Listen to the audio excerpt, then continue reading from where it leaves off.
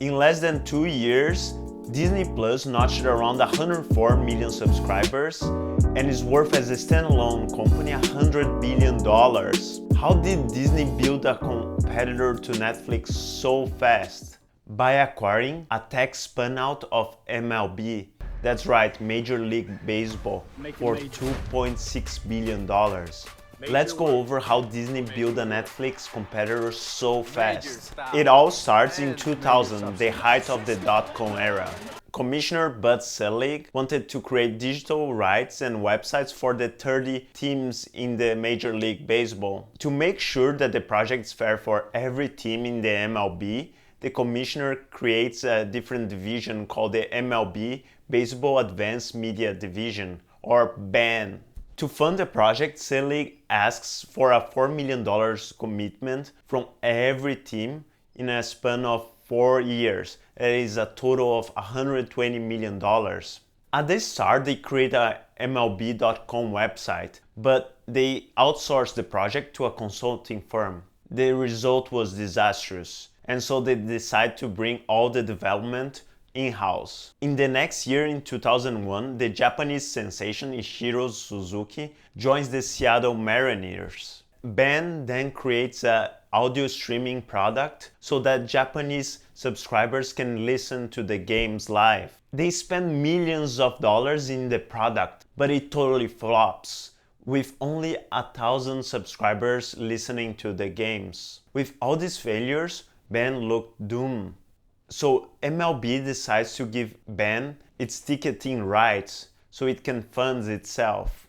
BAN then sells their ticketing rights to Ticketmaster, and it gets around $10 million to fund its own operations, which then it uses to fund its next bet, streaming video. On August 26 of 2002, BAN then launches their streaming service, streaming the game of the Yankees versus the Texas Rangers.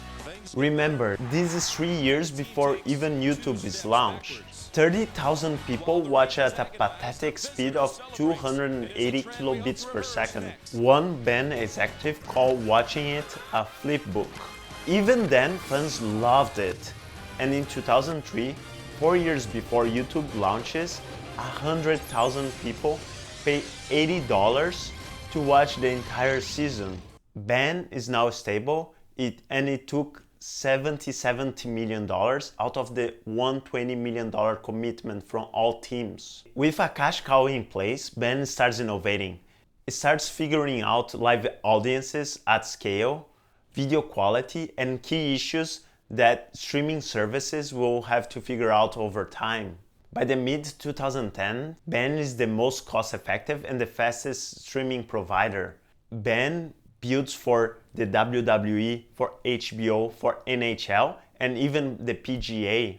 HBO thought that it would cost $900 million over a span of 3 years, and BAN built it in 3.5 months for a cost of $50 million. To reach its full potential, MLB spins out BAN as BAN Tech, with sales of $900 million and 800 employees.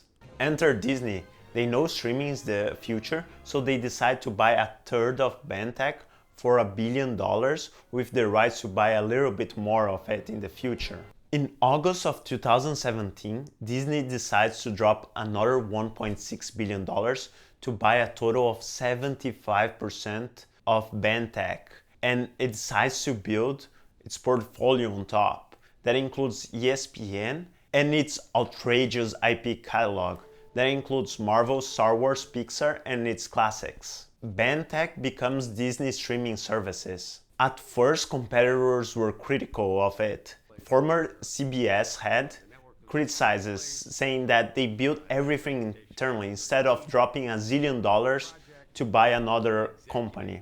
As it turns out, timing is everything. Disney Plus launches globally in November 2019, before a global pandemic. With stay-at-home orders, Disney Plus is the big winner in the streaming world. In 1.5 years, it reaches 100 million subscribers, a much faster rate than Netflix or even Amazon Prime. and it's all powered by its darling, BenTech. Today, Disney Plus has around 104 million subscribers. Using the same metric as market cap per subscribers, Disney Plus would be valued around $119 billion. That represents 35% of the total value of Disney. I know this is an outrageous value guesstimate, but consider that Disney is up 55%, even though its other areas of businesses, including cruise, parks, are down because of COVID. So their value went up around $100 billion, and that's around the guesstimate that we have for Disney Plus. And let's not forget that last fall, Disney reorganized its own company to focus on its direct-to-consumer streaming service.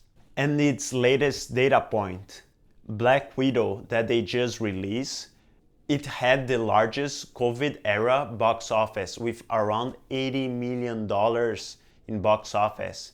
But the movie also streamed direct to consumers in its Disney Plus service, where it pulled almost as much money, $60 million. I hope you guys like this video. Leave any comments down below. See you!